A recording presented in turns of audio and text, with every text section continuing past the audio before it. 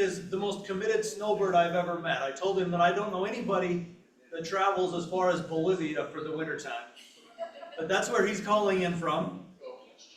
He goes there, as far as I know, every year. And so this is the only way we're going to get to hear from him. So we're excited that he's willing to dial in as a remote presenter. And at this point, is he online, ready to go?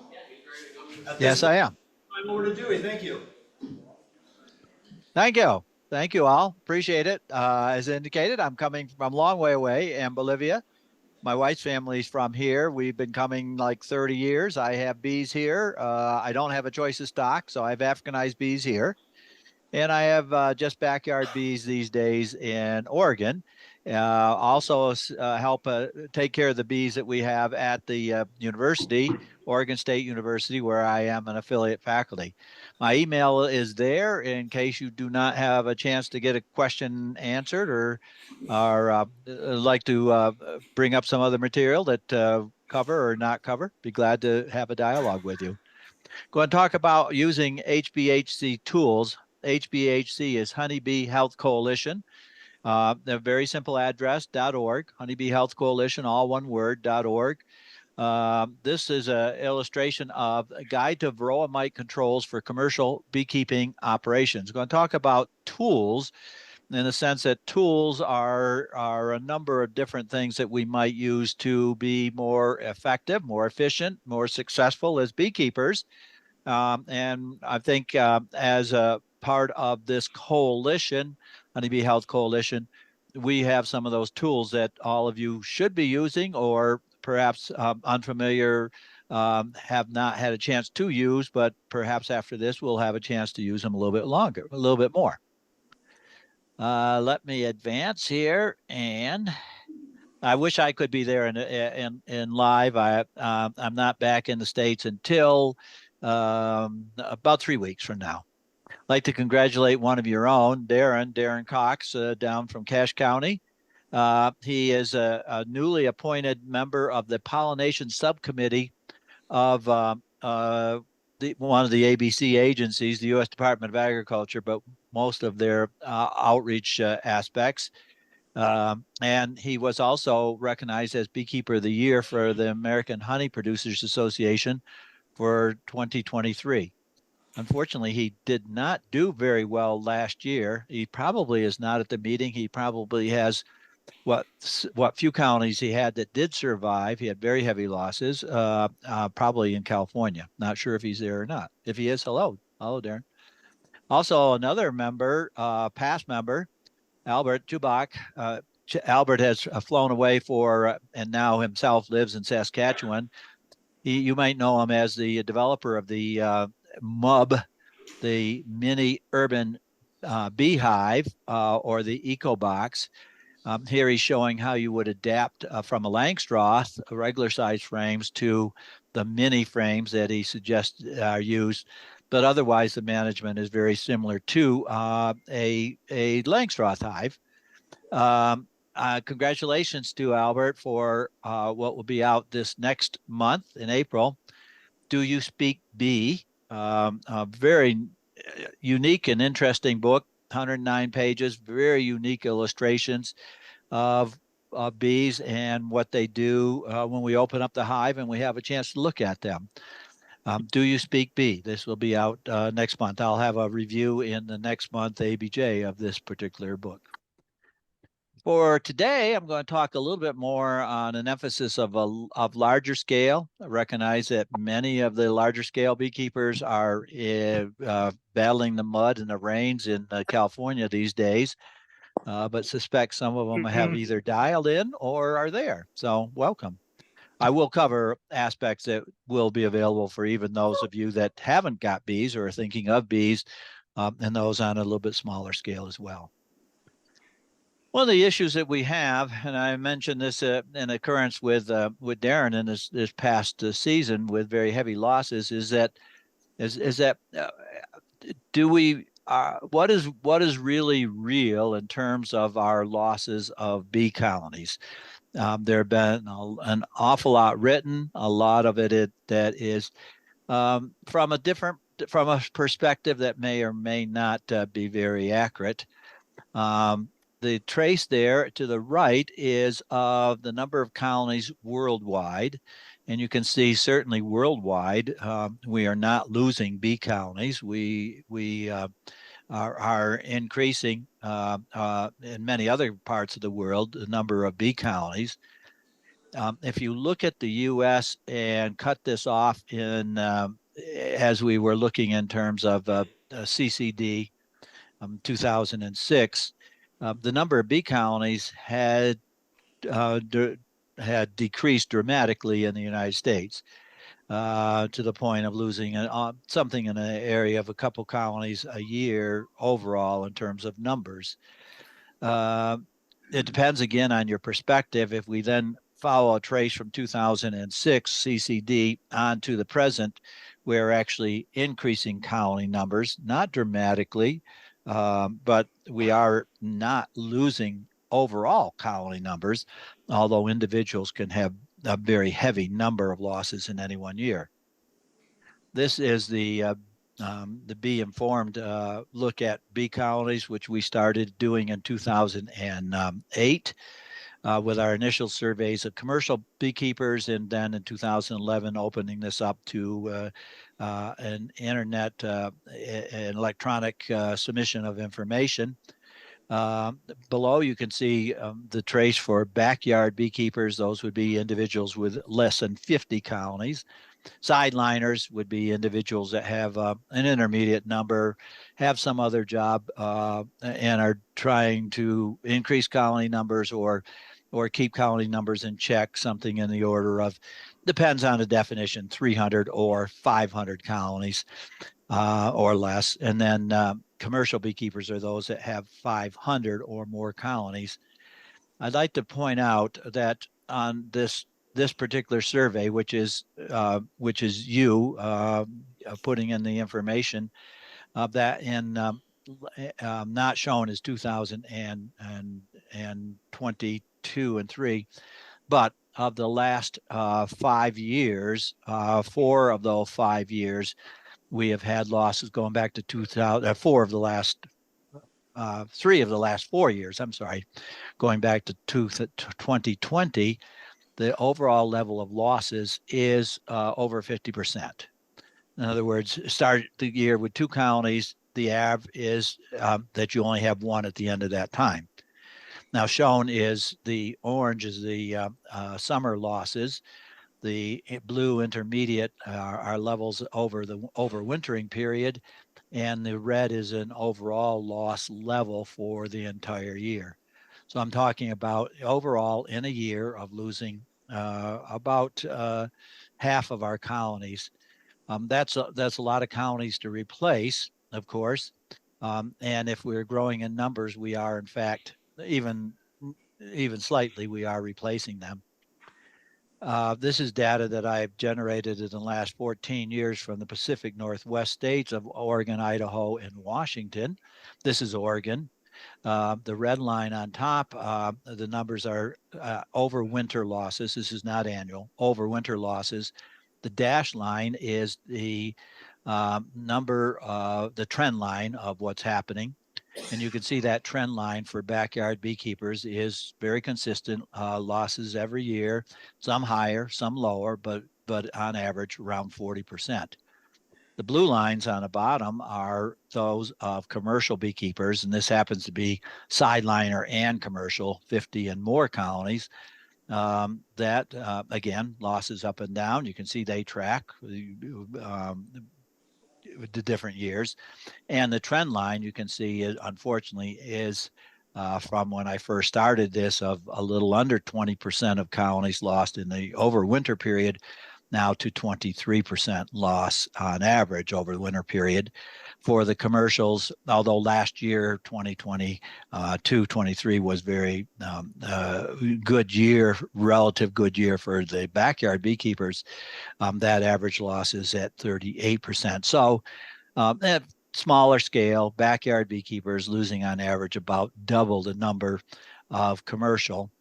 20% level of losses, and this is the case for Oregon, variously represented by some seasons more than half of the estimated colonies. The beekeepers managing those colonies, putting in the survey last year a little bit less, only 30%.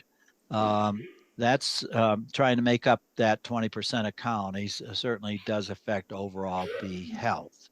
And virtually all make it up with splits, divides of colonies rather than buying packages or nukes. Although, as we know, there's been a fair amount of consolidation, and people on the size of Darren of 4,000 to 5,000 colonies on average a few years ago were 2,000, 2,500 colonies on average. So one of the ways to make it up is to run more colonies intensively, extensively managed colonies rather than intensively.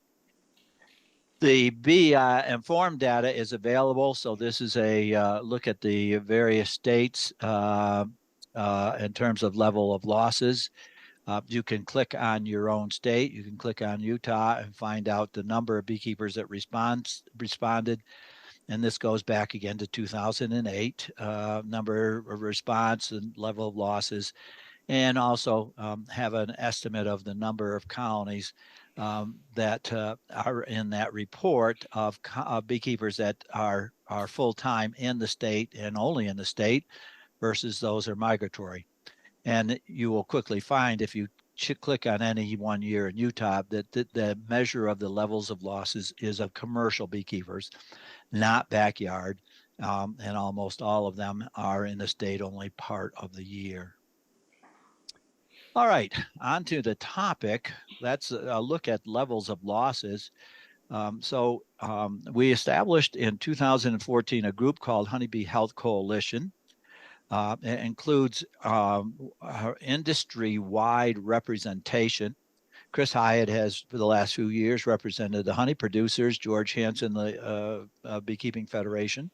I represent the group called WAS, the Western Apiculture Society.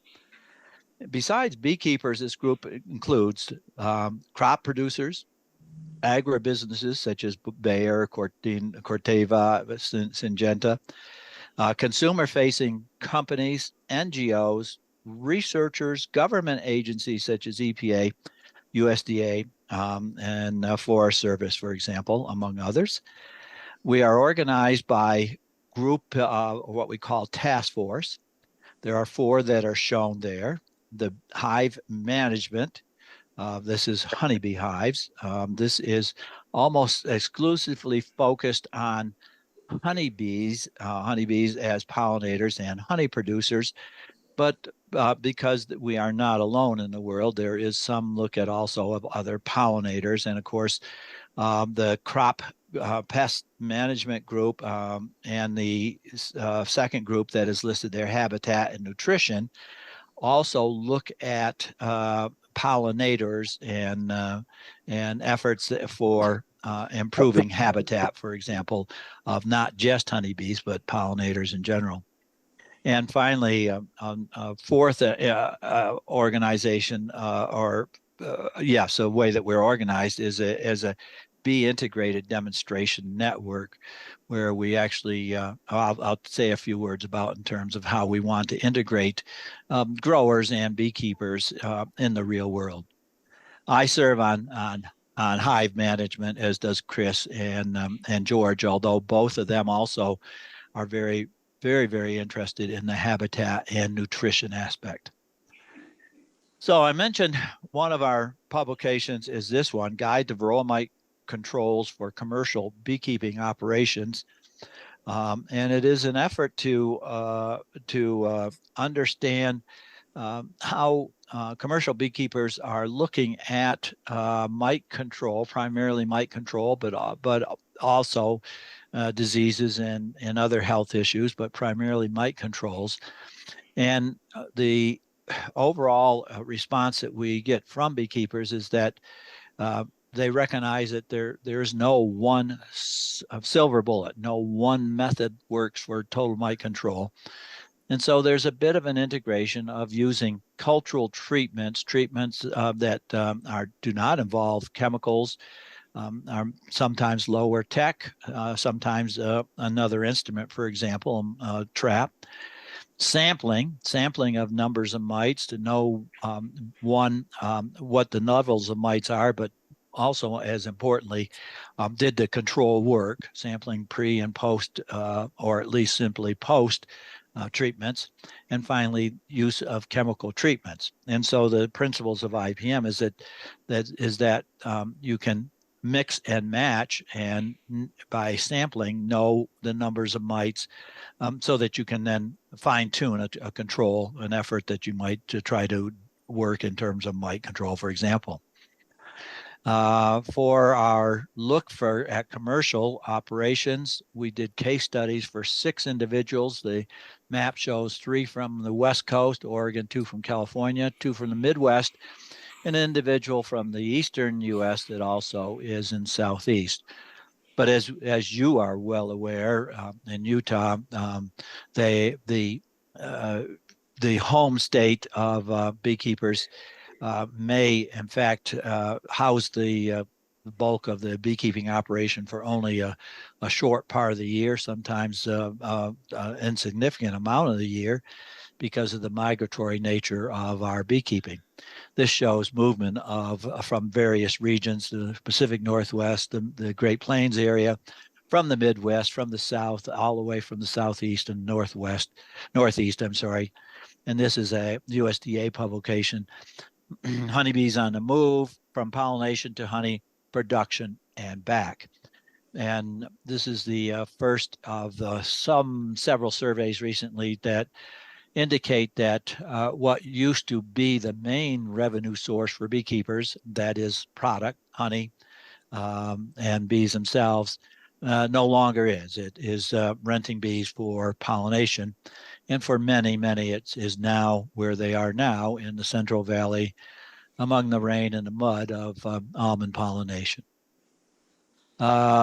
Chris Hyatt was one of the individuals that was included. Chris is a honey producer out of California, also an almond grower himself, but with family, particularly brother and uncle, has bees and runs his bees up the Pacific coast, and then into the Midwest, and then back into California. A particular quote that I've circled there: if you let the number of mites get too high, the viruses are already in there, and they're a ticking time bomb. So this tells a little bit about his operation and basically what he is using in that integrated method. You can see at the very top of that particular column, he is using chemicals, of course. He's using brood breaks, and then not only a single chemical, but a variety of chemical treatments in terms of his management for varroa mite control. George Hansen is an Oregon beekeeper from the foothills of the Rocky Mountains, from Colton, Oregon. The quote that we have illustrated as George and bit of his philosophy: I'm extremely uncomfortable using unregistered products, even if costs are higher short term. I need to find other ways to control mites that will work and will work over time. That will cost me more initially, but will make more money down the line.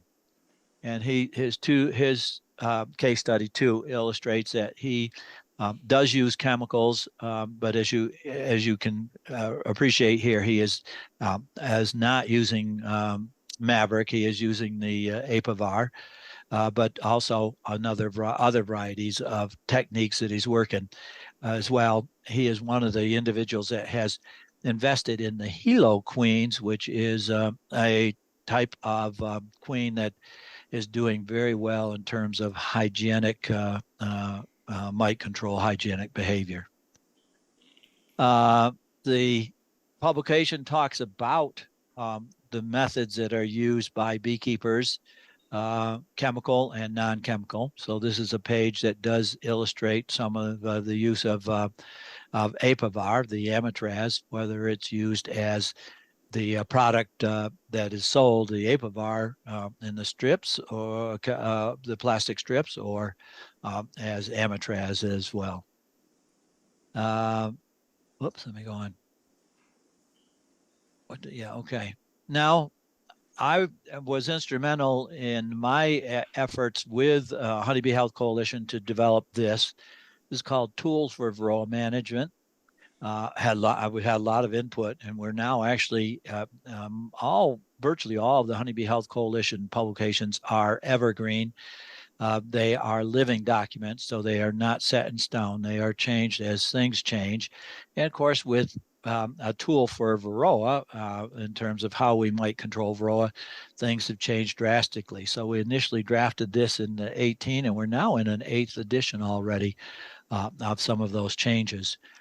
We have a decision tool that is a quick look in terms of how you might look at the greater amount of information that's in the tools. So this is just a web-based tool aid. And we also did videos to illustrate various aspects of the tools, of the chemical tools, of sampling, for example, and why we want to have a sampling as our first effort, and then our IPM backup in terms of making intelligent choices of how we might look at Varroa management, for example. And all of these are free, by the way. There is no cost. You can download the various publications that I am illustrating. And again, one word, honeybeehealthcoalition.org.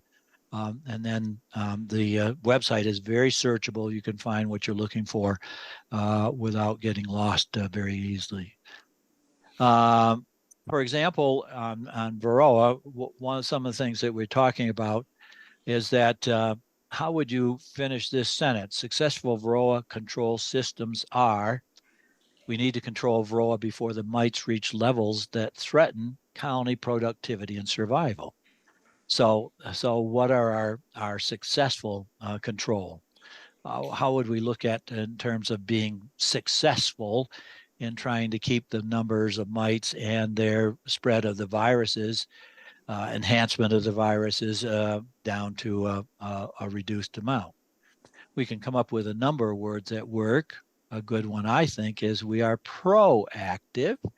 One of the things we have learned with our bees is that when you're looking in a county, you're looking at a record of the past, but you're also looking forward to anticipate. So you're proactive in terms of management. And that's one of the successes we can have with Varroa, to also be proactive. These days, we are managing two populations when we talk about keeping honeybee colonies. The bell-shaped curve, the blue curve, shows what happens in a traditional colony, a standard colony, and in most locations in North America. We're now in a dormant phase. The bees are not dormant, but they're not very active until temperatures reach into the 50s. But they're going to increase very rapidly as we reach the spring solstice, the end of next month, near the end of next month, and then exponentially grow to a peak.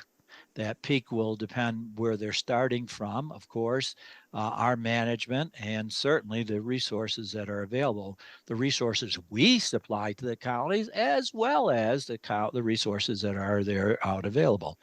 Pollen turns this whole system around, and so spring pollen is that powerful stimulus that'll take a colony from the doldrums of winter and make it into a powerhouse very quickly, ready to look for those larger and greater sources of nectar for the hope that we can have a surplus.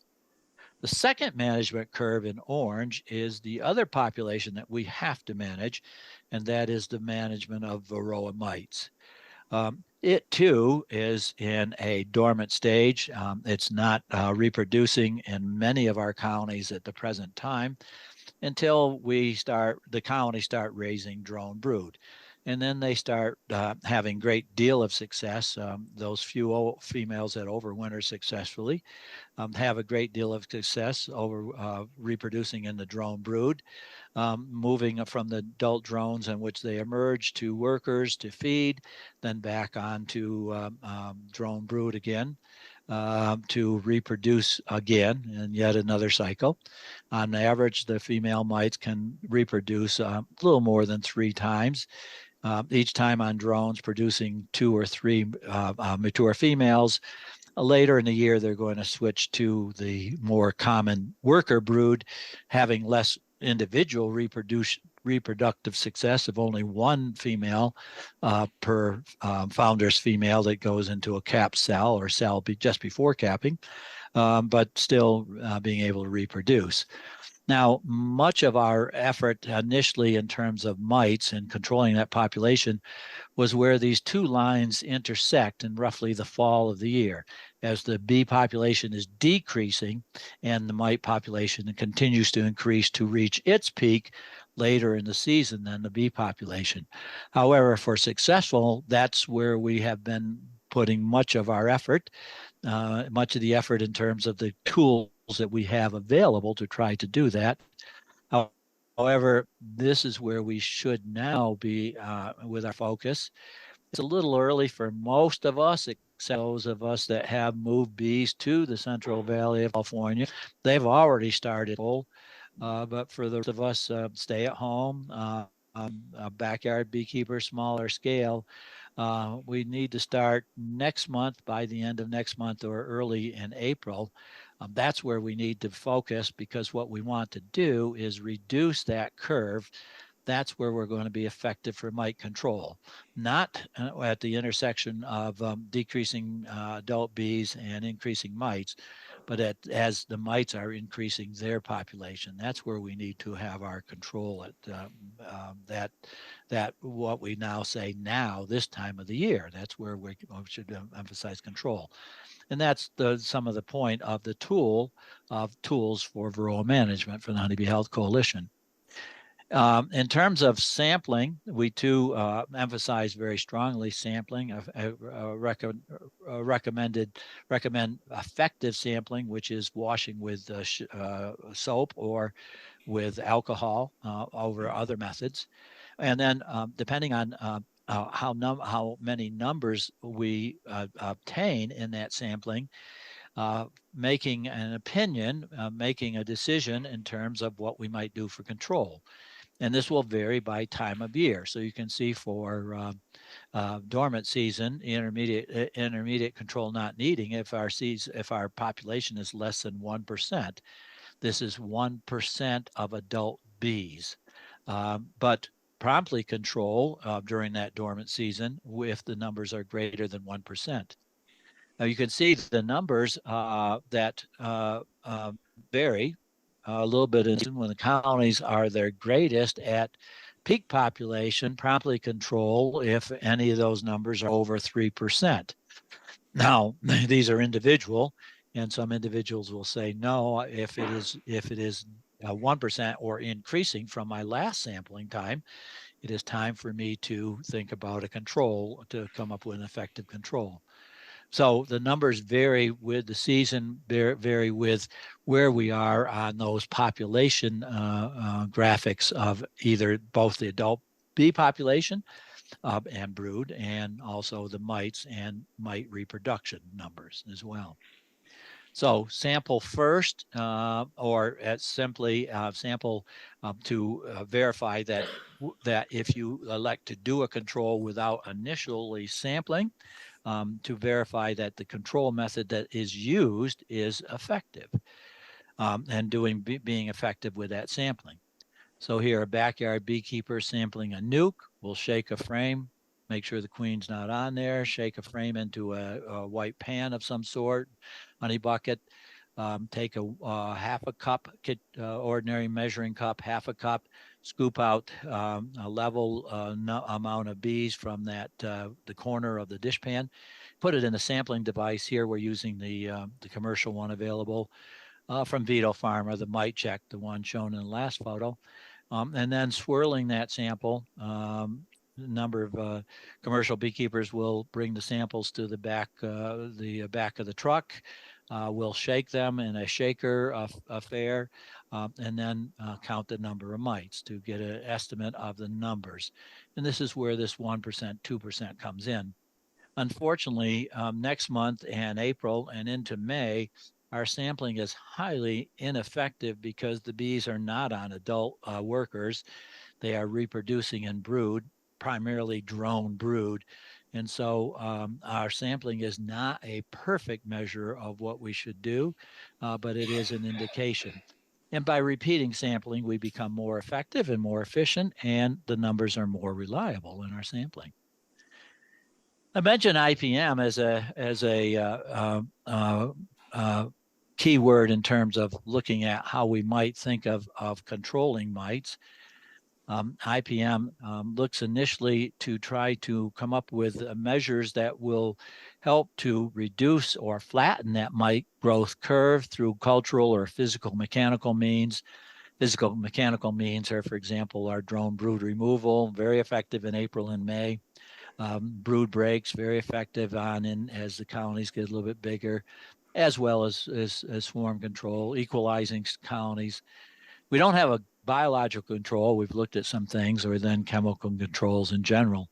And that these are very specifically mentioned and how they might work, and some of the advantages and disadvantages of these various tactics of IPM in terms of control.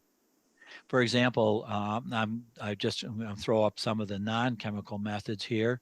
Things that are minimally effective are things like screen bottom boards, although a lot of us had converted to them. Comb culling, powdered sugar.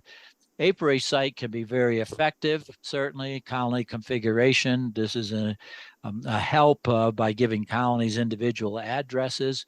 But of course, commercially, we don't do that. We have our bees on pallets.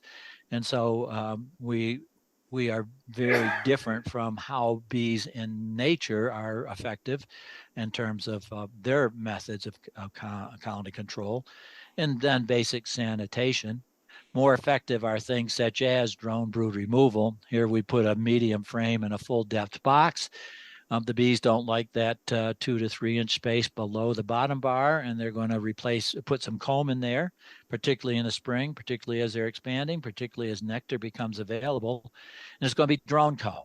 And so we can then remove that drone comb once it reaches the cap stage and do drone brood removal. This is probably one of the most effective ways in which we can flatten that growth curve in April and into May. Brood interruption, and of course, requeening with hygienic stock.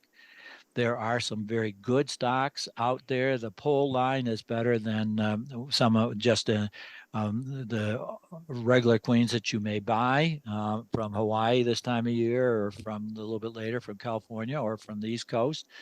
And of course, I mentioned that George Hansen, with his efforts in support for the Hilo stock, the Hilo stock is a hygienic stock, but the big difference is the drones are being bred as well for that stock, so that both sides of the equation of mating, both the queen and the drone, come from stock that is hygienic. And so it is a more effective way in terms of more effective stock in terms of reducing mites as they are reproducing within the capped cells. And of course, we do cover chemicals, the synthetics, the essential oils, and the acids. Each of them have a page or more in terms of basic information of pluses and minuses, issues that may work better, some things to realize in terms of use of those particular tools as you elect those in terms of your management. Again, there's no silver bullet. Varroa management look at efficacy, application advantages, and disadvantages of a wide variety of control methods, and choose an approach suited to your individual circumstances and risk tolerance.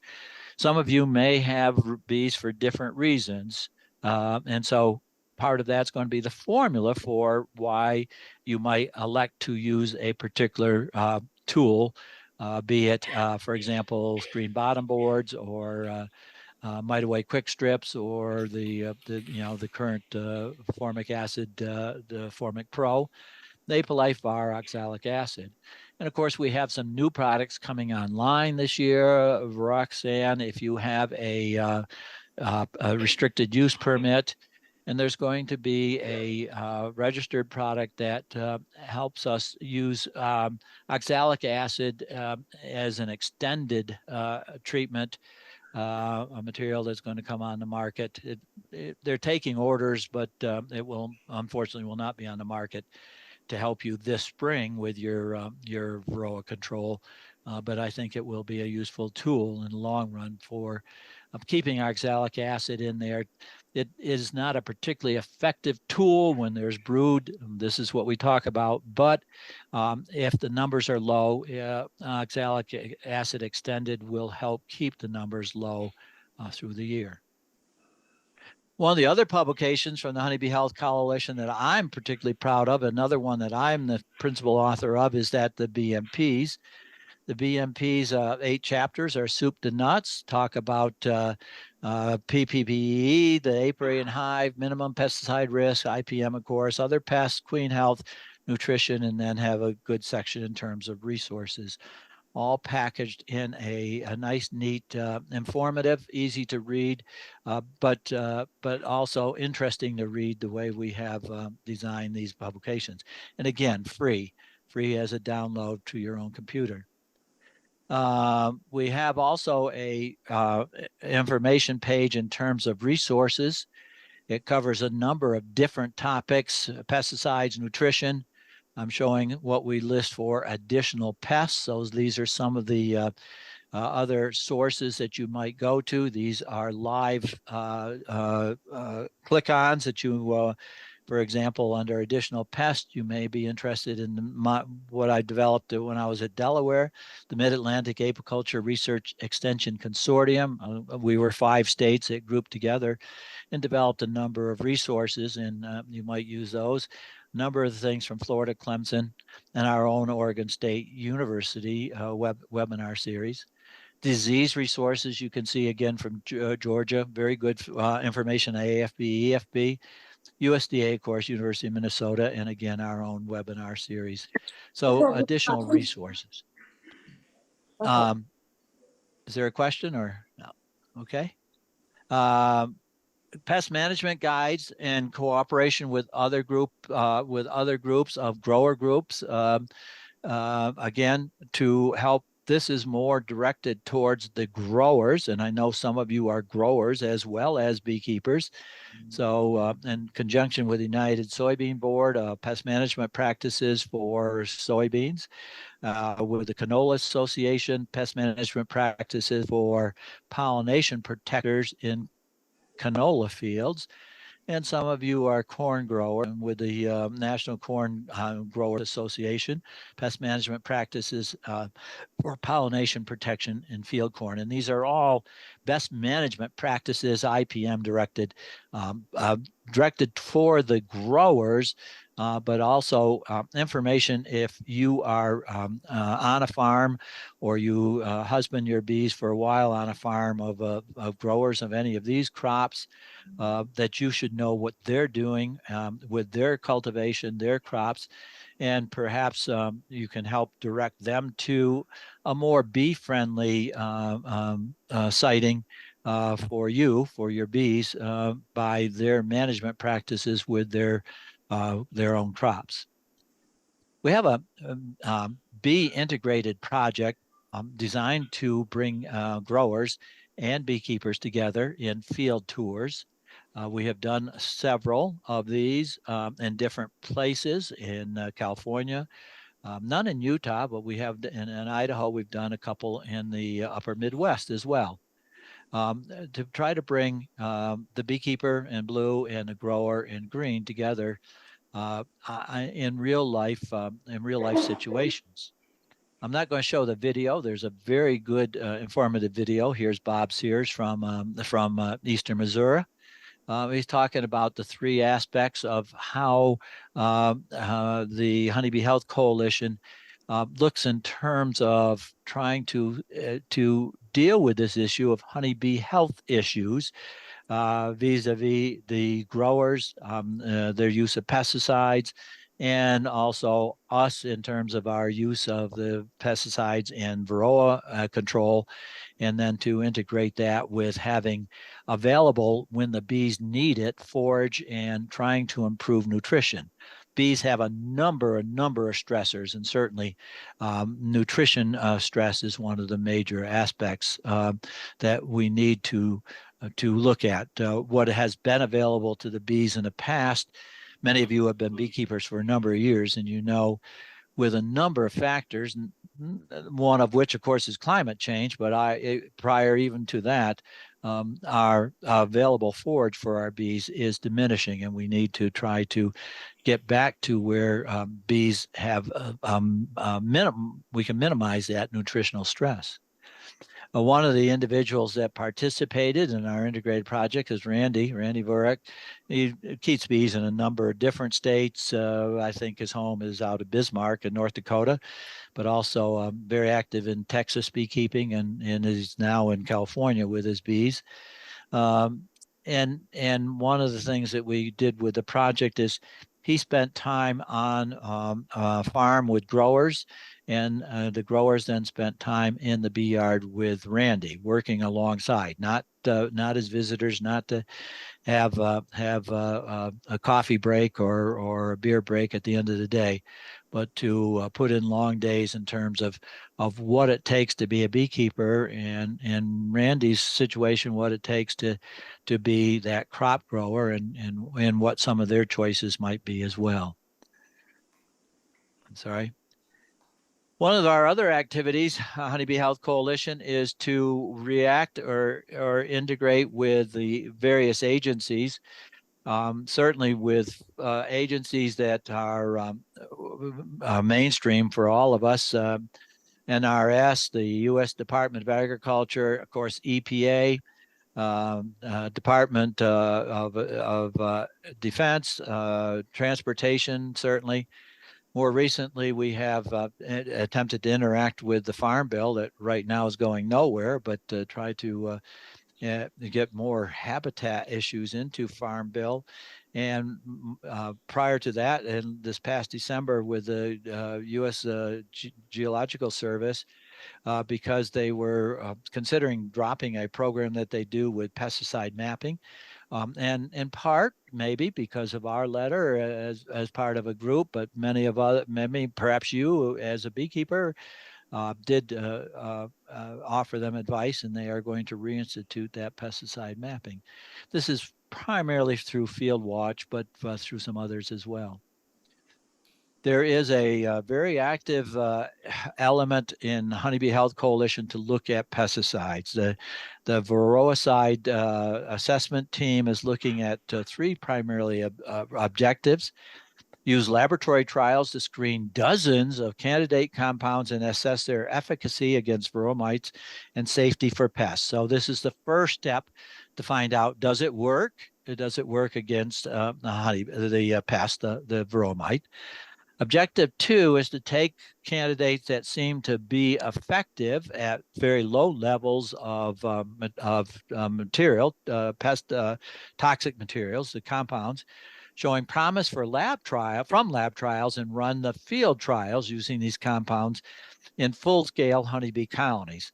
Some of this is in smaller nukes as well, but also trying to, what happens between the lab in 20 or 100 bees in a drinking cup, in a colo drinking cup, may be very different what actually happens in the field. So, but you don't want to start at that particular place because it's expensive to do that. So initially starting with a lab. And then finally, 3, elucidate the mechanisms conferring varroa mite resistance to the current varroacides, and particularly looking at amitraz, and help inform decisions on tested compounds. And some of the looking for new compounds is to find different modalities of the chemistry, so that we just don't repeat that issue of we found with coumaphos as we found bees becoming resistant to fluvalinate, switching to Coumaphos was the exact same channel in terms of how the mites could detoxify the pesticide. And so within only a couple of years, they became resistant to Coumaphos, because that channel of how you would resist being killed by fluvalinate was the very same one for Coumaphos. So the mechanisms and how all of this occurs. This is a multi-country, multi-lab effort. Not to be undone, diseases are still around. They are still a factor for some of us. So we have a information sheet on identifying and mitigating foul brood in honeybee colonies and reducing the use of antibiotics.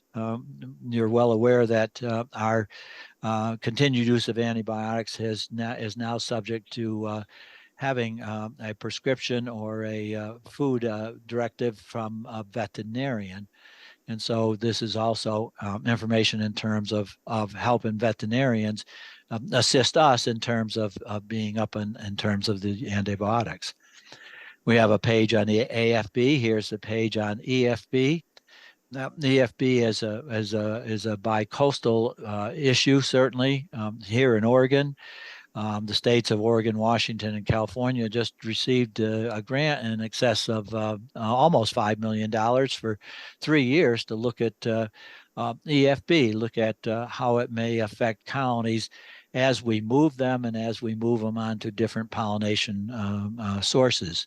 Here in the insert, these are colonies on I-95. This is the East Coast. I-95 going from Louisiana on up to blueberries in Maine for pollination of blueberries there. And blueberries happens to be one of those where for whatever seems to be a factor, it's not the blueberry itself, because they collect very little pollen, very little nectar from blueberry, but beyond blueberry, some factors of nutritional stress come forward, and European foul brood becomes relatively persistent in those colonies. Like all of our illustrations, we try to make our illustrations, our publications illustrated. So above and to the left, illustrations of how you might check for American foul brood by looking at cap brood. The middle is a false tongue, a very definitive American foul brood characteristic, but or sign that doesn't show up all the time. And the two lower ones, center and right bottom, of European foul brood and how to look for European foul brood. We look for European foul brood, of course, in open brood. We look for American foul brood. Primarily our first screening should be in cap brood. A hot topic, we did a hot topic webinar just recently, and this is available as a recording on tropomite, tropolalaps, some of the work that's going on from the University of Colorado lab of Dr. Sammy Ramsey, and from the Auburn lab in Alabama of some of the work. Both labs are doing some pretty amazing work in terms of trophy, so that perhaps when it gets here, or likely when it gets here, maybe we will be a bit ahead of the game. Hopefully we will be.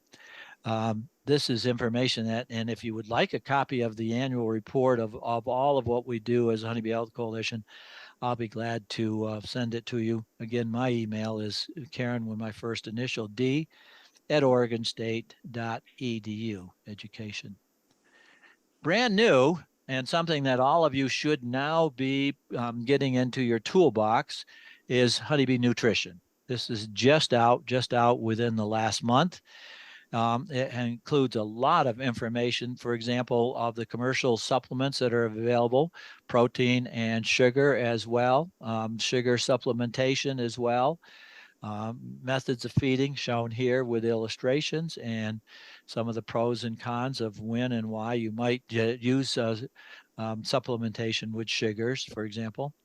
And again, in this publication, we have case studies. In this case, I'm showing beekeeper 1, but in terms of commercial beekeepers, how they integrate feeding, supplemental feeding, particularly when you start talking about apiary sites that have 32, 64 colonies, 72 colonies, there is not enough resources most of the time of the year, particularly in spring and fall, when we got to have pollen, the colonies got to have pollen, that we might then need to supplement. Or you're going to California, not got to have a large colony earlier than normal for the season. So lots of great information. Again, another publication that does talk about Beekeeper Insights on Honeybee Nutrition Supplements. Again, this is a focus with larger scale, but useful for you that may have 1 or 2 or 10 colonies, have sideliner colonies, for example. Lots of good information. Nutrition remains that one of those major stressors that we don't understand and seems to be getting worse and worse. Mites seem to be holding their own as a major negative factor. Finally, one other project we're working on is utility scale solar plantings for habitat, both underneath the panels, depending on panel height. Very little options for bee forage under low panels, such as you see there, the 12 to 24 inch panels off the ground, but more options if they are then 36 or 48 feet off the ground. But certainly within these arrays for the solar panels, there are other options as well for increasing habitat. We're taking some habitat out by putting in solar arrays, but we can replace it. We can make it more effective in terms of nutrition and helping nutrition stress it for our beekeepers. Well, those are some of the things that the Honeybee Health Coalition can bring to you as tools. So as you can see, this is the comments I wanted to bring to you. There are a number of people online, but also a group there. I don't know if I'll hear your question, but if you have a question, I'll be glad to try to respond to it. We do have a comment in the chat. Honeybee Health Coalition, thank you, is the best varroa management tool, in my opinion, is the best resource for beekeepers for understanding mite treatment options. And thank you for that endorsement. And I couldn't agree more, obviously. I'll stop sharing. I got to turn on a light.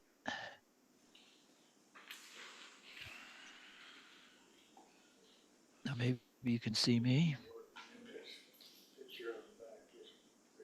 Are there from the audience? I know I'm holding you up to go to have your favorite beverage on the way to your banquet this evening. Any questions? Any questions for Dr. Carron before we let him go? Nope, everybody's had enough. Okay, long day for you. Thank you. Thank you for your endurance. Appreciate it. I hope this look at the Honeybee Health Coalition and some of our tools is something that you might find useful. Enjoy the rest of your meeting. For those coming back tomorrow, for those staying for the banquet this evening. And I hope to see you in Utah in a not too distant future. Thank you. Thank you.